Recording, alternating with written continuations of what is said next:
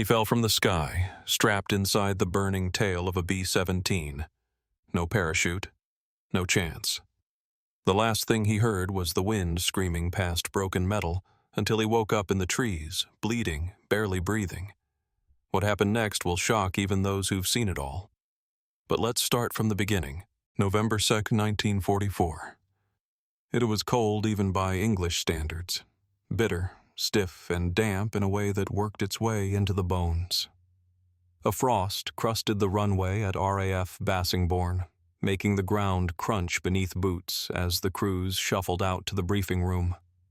Inside, the warmth wasn't physical. It came from routine, familiar ritual, charts, markers, coffee so thick it tasted like mud. But beneath that routine was something colder than the wind outside. Silence. Staff Sergeant Michael Mick Daly sat near the back, as he always did. He never asked questions, never cracked jokes like some of the younger gunners, never flirted with the WAF girls handing out pre-flight cigarettes. He just listened and stared. He'd been flying for nearly 6 months now. He had 48 missions under his belt, though officially the Air Force only counted 34. Repeat targets didn't always count, they said. Mick didn't care. He counted every one. Every time he climbed into that tail, he counted it. He counted the engine vibrations in his spine, the taste of oil in the air, the way the glass fogged up if he breathed too hard. He counted the names of the men who never came back. He never told anyone about the photograph taped inside his turret. It was his older brother, Daniel, in uniform, squinting into a Mediterranean sun. Daniel had been a tank commander, killed during the landings at Anzio. The telegram arrived during Mick's final gunnery school exam. He didn't cry. He just finished the test, packed his gear, and reported for duty. Mick didn't talk about Daniel. He didn't talk much at all. That morning, the target was Merseburg. Again. IG Farben's synthetic fuel plants.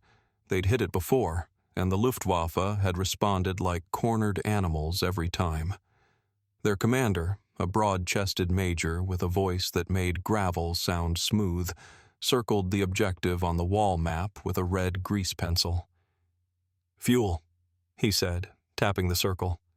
"Means tanks, means trucks, means Hitler moves, and that means we risk it all." No one laughed. No one needed to. The crew of Miss Molly was seasoned, if not yet hardened. Jack Red Lawson, their pilot, had the slow, steady voice of a man who never panicked. He barely spoke above a murmur in the air, but his hands were rock steady on the yoke. Co-pilot Henry Kimball, 23 and jumpy, had once screamed at a ground crewman for scratching the wing during fueling. Bombardier Steve Garland prayed every morning, then smoked a cigarette and quoted Sinatra. Jules Hall, top turret, had lost 2 fingers in a freak maintenance accident back in June and swore like a sailor ever since. And then there was Billy, the youngest, in the ball turret. 19, still got nosebleeds at altitude. Mick respected them. They weren't fearless, and they didn't pretend to be. They were just men who showed up again and again to fly into the worst sky on Earth. At 0600 hours, engines roared to life. The Great Wright Cyclone radials coughed, belched black smoke, and then settled into a rhythmic growl. Miss Molly shuddered like a living creature. Mick climbed into the tail, squeezing through the narrow fuselage like a man crawling inside a coffin. He strapped in, checked his twin Brownings, and tapped the photo on the interior glass. Then the Fortress lifted off, her wheels leaving the frost-bitten tarmac behind. The formation assembled over the North Sea. 12 B-17s in tight delta wings, cutting through thick cloud like steel sharks. The horizon bled orange behind them. From his tiny bubble in the tail, Mick had a front-row seat to the procession of war. Dozens of contrails, ghostly silhouettes overhead, the sun flashing off silver fuselages. But no matter how many times he saw it, crossing into German airspace always made his stomach tighten. There was a point, Mick could feel it more than see it, where the air turned heavier, charged, hostile. He knew it the way prey animals know a predator is near. Then the voice came. "Form up. Repeat. We have drift. Right rudder correction." Jack's voice was calm, but Mick heard the tension underneath. There was a break in the line. Their squadron had started veering slightly south, probably wind shear, probably nothing. But Mick's eyes caught it first. A gap. To the left, one B-17 dipped low, another banked too far right. Their geometry dissolved, and just like that, they weren't part of the formation anymore. He knew what that meant. A B-17 alone was a fortress only in name. Without the crisscrossing arcs of friendly guns from other aircraft, without the shared radar, without the intimidating unity, they were meat. No one said it out loud. But Mick felt it. The silence on the intercom changed. It wasn't broken, just hesitant. Heavy. Breathing came louder. Swallows clicked in throat mics. Everyone knew. They were alone, and the Germans would know too. 15 minutes later, the flak began. It didn't begin softly. It never did. 1 second, they were flying through open blue. The next, the sky ripped open. Black puffs bloomed like poison flowers, random at first, then focused, then deadly precise. The anti-aircraft crews below had found their rhythm, and the bursts began to walk closer with each passing second. Shrapnel whined against the fuselage like thrown nails. Then the sound you never forgot. A wet thunk, then a shriek. "Tops hit!" someone yelled. "Jules! Jules!" The radio crackled. Jules groaned something, barely intelligible, but he was still up there. Mick could hear the turret moving. Then, boom, a direct hit just forward of the wing route. The aircraft jumped, metal buckled. Red screamed over the intercom. "Hydraulic pressure's falling. Maintain altitude. Steve, hold the nose." They hadn't even reached the target. Mick's eyes scanned the sky. Fighters always came with the flak. Always, like sharks smelling blood. And sure enough, he saw them. Dark, sleek, slicing down like knives. FW-190s, wolves in the wind. "Bandits, 4 o'clock high," Mick yelled. 2. No, 3. Break formation. Damn it, we're not in formation. The B-17 was alone, and the fighters knew it. They dropped their payloads. Steve's voice was cold, methodical. "Bombs away." But no one shouted direct hit or clear drop. There was no time for that, because the wolves were already circling. Tracer fire lit the sky. Mick gripped the controls of his 50s, breathing shallow, timing his burst, watching the lead fighter's wings twitch before the attack run. He fired. The guns roared, brass casings clattering into the catch bins.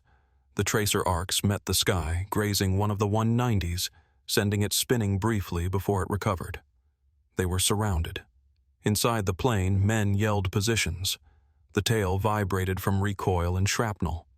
Mick caught glimpses of the ground between bursts of flak, patchy fields, thin rivers, towns he didn't know the names of. Somewhere down there were people going about their day. And he was up here, in hell. A round slammed into the fuselage just behind him. Sparks flew. The turret jerked. Something hot tore across his calf. He screamed, voice catching in his throat. Blood soaked his boot. "Tails hit!" Mick shouted, teeth clenched. "I'm still up, still firing." "Hold on, Mick," Red said. "Just hold her together. We'll punch back north and—" Then static. Not silence. Static. The kind that meant either damage to the radio or worse. Someone no longer answering. Mick checked his guns. Jammed. Recoils stuck. Blood made his grip slick. Outside, the sky folded in on itself. 12 minutes ago, they were part of the 401st Bomb Group, rolling together like a metal tide across enemy airspace. Now, Miss Molly was alone, bleeding fuel, wounded crew inside, and the wolves weren't done yet. Mick tried to fix the jam, but part of him already knew. The worst was still coming, and the sky was far from done with them. The sky was screaming, not just from the engines or the flak or the howling wind slicing across the fuselage, but from the tearing fabric of reality itself, from order turning into chaos in a matter of seconds. The first pass by the FW-190s was a blur of speed and light. Mick saw it too late, a dark shape streaking across his periphery like a hawk diving on prey. It came in low, almost skimming the belly, and unleashed a torrent of cannon fire straight into the left stabilizer. The impact sent Miss Molly into a yawing roll. Steve Garland didn't even have time to pray this time. One moment he was hunched over the Norden bomb site, probably mouthing the Lord's Prayer like always. The next moment, he was flung backward by the force of the impact, his body folding grotesquely over the bomb rack. His helmet cracked open on the steel floor, and he lay there, unmoving. Mick screamed, but he didn't remember doing it.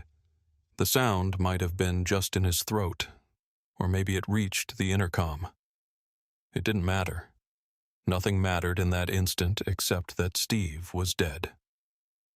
"Hold formation!" Jack Lawson yelled from the cockpit. But there was no formation to hold. They were alone, bleeding altitude, cut off from the herd. And now, piece by piece, the herd was inside them. Predators, where protection used to be. Tracer fire raked the sky. Red lines of death stitched across the clouds like God had taken a sewing machine to the heavens. Mick rotated his turret, lining up on one of the 190s. He fired. The twin 50s snarled to life, their muzzles flashing like miniature suns. The rounds connected. He saw sparks burst from the enemy's fuselage, smoke trailing from its port engine as it peeled off, banking hard. But as soon as one threat vanished, another took its place. He spotted the belly attack too late. A second FW-190 came in from below, perfectly lined up with the vulnerable ball turret. Mick opened his mouth to shout a warning, but the words were crushed beneath the sound of a direct hit. The ball turret exploded in a brilliant crimson spray. Bits of glass, aluminum, and worse showered the fuselage. Billy, 19 years old, a kid from Kansas who'd never kissed a girl until training camp, gone in a blink. There was nothing left of him to pull out. Just a hole in the underside of the aircraft, and a smell Mick would never forget. "Engine 3's hit!" Jack shouted. "Feathering out!" The entire bomber groaned like a wounded animal. It tilted left, then overcorrected. Turbulence slammed Mick against the side of his turret. His leg throbbed with a dull, wet ache, but he didn't stop firing. He couldn't. If he stopped, they'd die even faster. The turret controls felt sluggish. He tried to rotate, but the mechanism jerked and hesitated. Something wasn't right. The motors were struggling. Hydraulic fluid? Electrical fault? Damage? He didn't know. He didn't have time to know. Then he noticed the cold, not the chill of altitude, not the kind that crept through gloves or bit at exposed skin. This was internal. Deep. He looked down. Blood. His calf was torn open. Shrapnel from the earlier flak burst had embedded deep, cutting muscle and artery. His boot was full of blood. He hadn't even felt it happen. Adrenaline had hidden the pain until now. He cursed, but it came out hoarse and quiet. He reached for the morphine syringe taped to the side of the turret, but his fingers trembled. He dropped it. Then came the moment that would replay in his dreams for decades. A scream over the intercom, short, raw, cut off. It might have been Jules. It might have been Henry. Or it might have been himself. The tail section shuddered, and then everything snapped. There was no sound of tearing metal, no epic cinematic explosion. Just a crack like a giant bone breaking and then a sudden, sickening shift in gravity. The tail broke off. Mick's entire world, his gunner's bubble, his section of the aircraft, was suddenly untethered from the rest of Miss Molly. 1 second he was inside a bomber. The next, he was falling through the sky, strapped into a shattered coffin of twisted aluminum, glass, and blood. He didn't fall down. He fell sideways, twisting, spinning.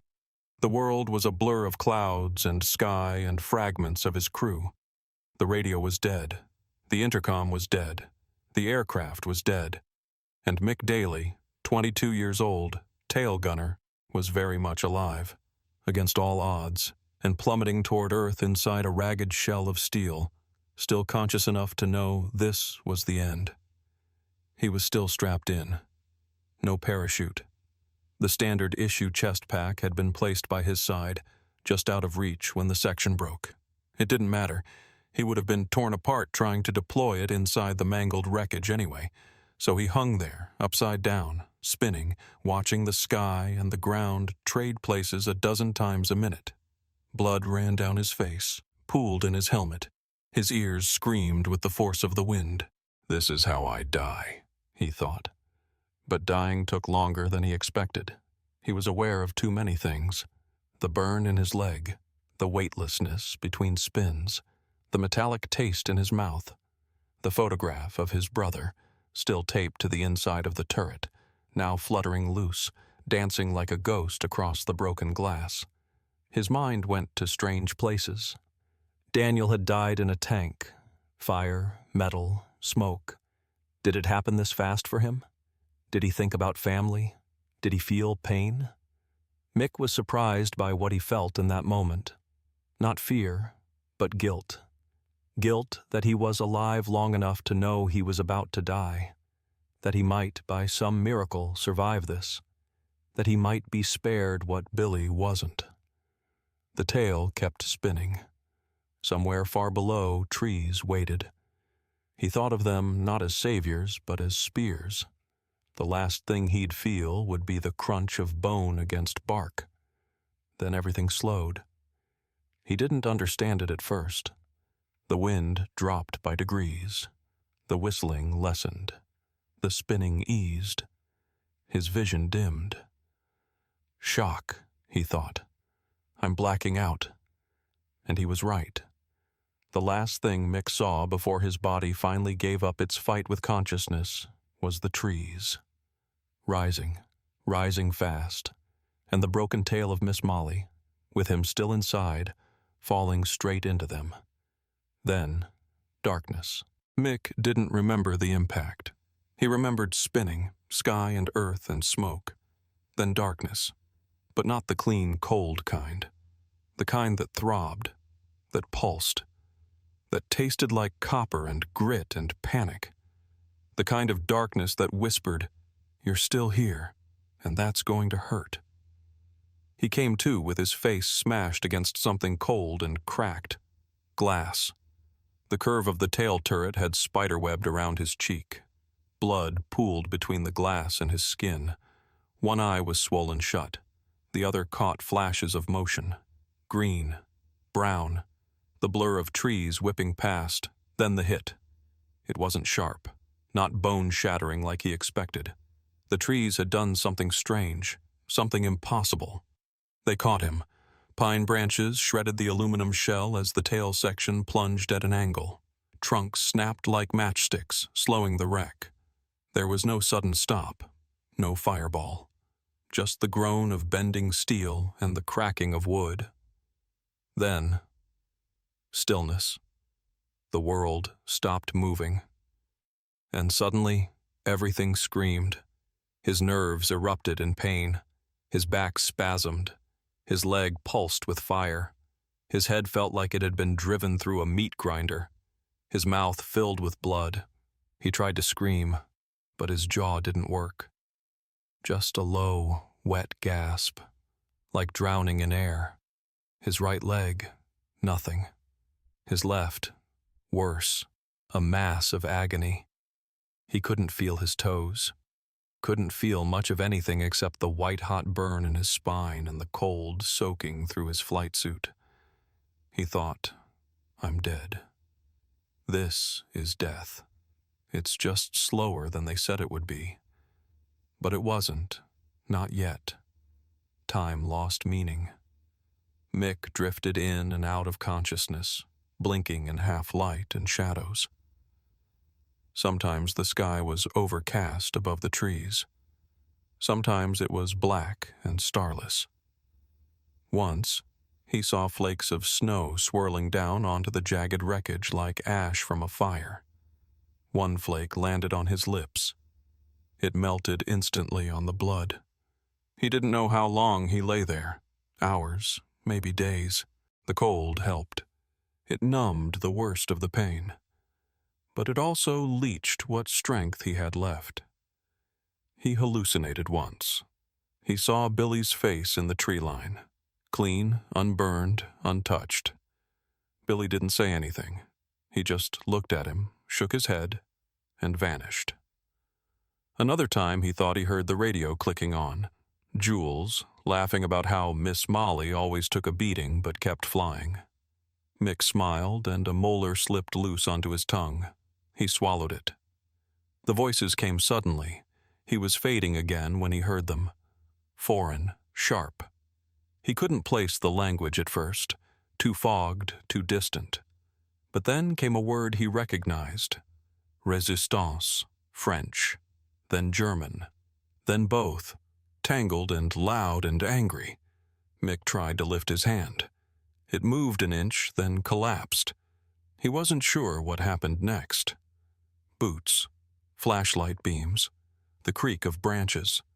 Someone pried the tail open with a crowbar and a grunt. Someone else swore, loudly. Then a blanket, rough and wet, was wrapped around his shoulders. Arms slid under his body. Pain, beyond screaming, ripped through him like barbed wire. He blacked out. The next time he woke, he was in a wooden cart. It smelled like dirt and potatoes. The sky was a dull gray, and frost rimmed the wheels.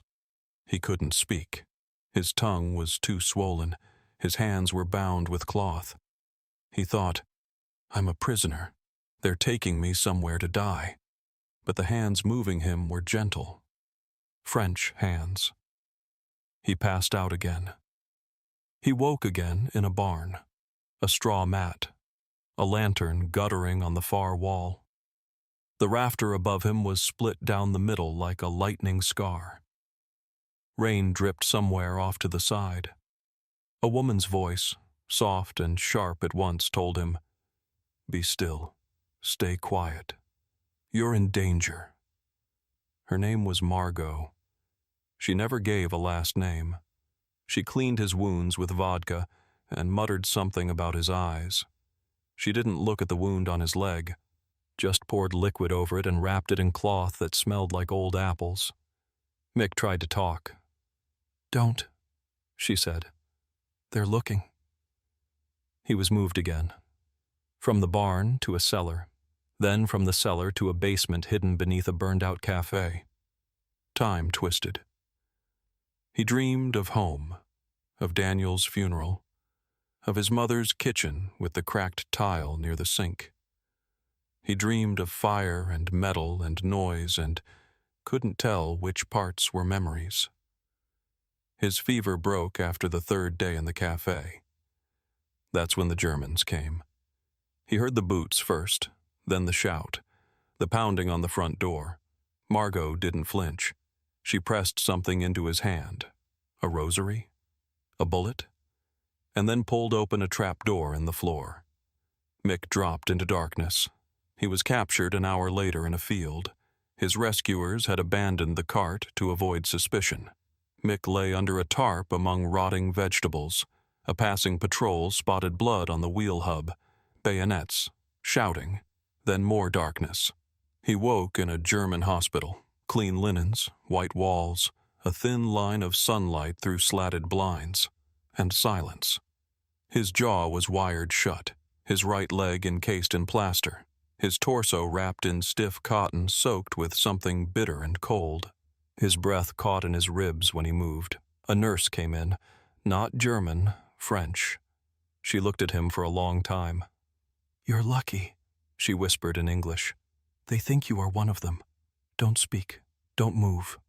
She brought him water with a straw, slipped a folded cloth into his hand when no one was looking.